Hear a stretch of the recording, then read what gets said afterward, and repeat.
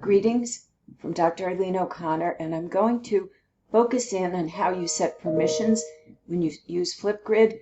And first of all, I'm in my educator account, and I can tell that because I went into it, but also up here in the top, it shows, that I'm in on the admin level.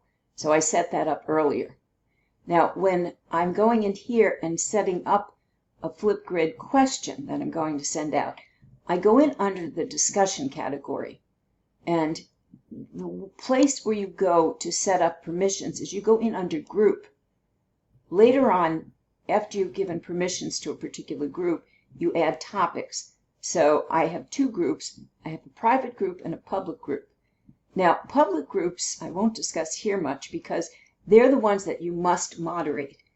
The way Flipgrid works is if you set up a public group, you have to go in and approve a comment before it gets posted. And sometimes you want that.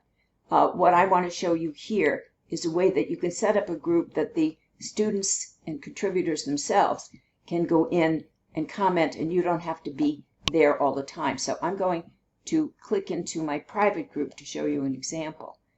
Now here, I'm not going to go into all the details, but I put in a picture. I just used one of theirs. So you can set this up to look whatever way you want. But let's look at how you edit it. So when I go into edit, this is where I set the permissions. And I could change my cover image then if I like. But I've got my name of the group, and my group is going to be active.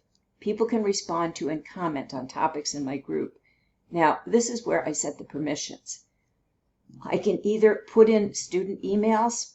I could put in usernames, but then you're going to get into having to monitor it a little bit more. And if you had a Google Classroom, you could hook up with that directly right now. So students can join using Microsoft or Google email.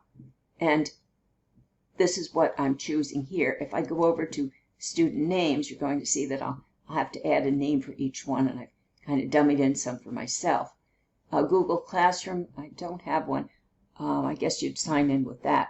So what I'm going to do here is I gathered student emails, and I'm using the Google. I could also use Microsoft, and this is from Microsoft, so I'm sure they would prefer I use that. But I'm using Google, and this is one of my accounts. So what I did was copy-pasted mine in. Now, I could upload a CSV file, which is a type of spreadsheet file. If I had a whole bunch of different emails, I could upload them quickly that way. So what you would do here would be to enter Gmail accounts, because I'm showing you that example. And when you're finished, you would then update the group, and that allows you to later on go in, and this particular group is Mallet, and it's coming in under my Mallet discussions. Things that I put into my Mallet discussions, my topics, could be accessed by anyone to whom I had inputted their Gmail account.